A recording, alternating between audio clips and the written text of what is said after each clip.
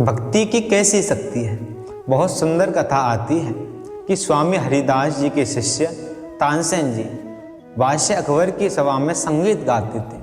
उनके संगीत से प्रभावित होकर बादशाह अकबर ने तानसेन जी से कहा कि मैंने आपके द्वारा आपके गुरु की बड़ी गुणगान सुने हैं, बड़ी महिमा सुनी है, आप मुझे भी स्वामी हरिदास जी का दर्शन कराइए।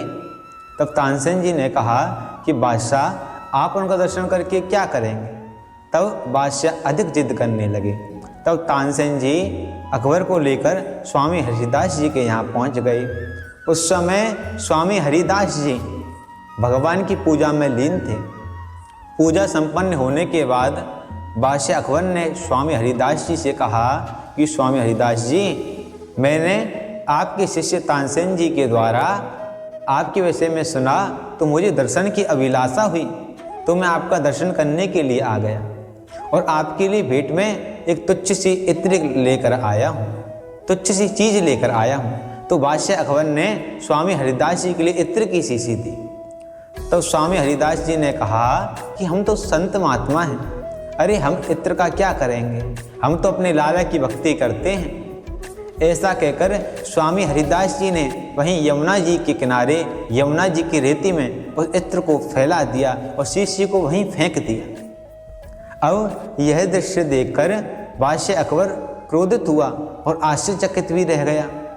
अब तानसेन और बादशाह अकबर दोनों वापस आ गए। अब जा रहे थे तो तानसेन जी के मन में ठाकुर जी के दर्शन की अभिलाषा हुई। अब जैसे ठाकुर जी का दर्शन करने के लिए मंदिर के प्रांगण में कदम रखा, उसी समय उन्होंने क्या देखा कि संपूर्ण मंदिर में, पूरे मंदिर में उसी इत्र की खुशबू महक रही है और ठाकुर जी के वस्त्रों से वही इत्र की बूंद गिर रही है। यह दृश्य देखकर बादशाह अकबर भी हरिदास जी के चरणों में, स्वामी हरिदास जी के चरणों में नतमस्तक हो गया।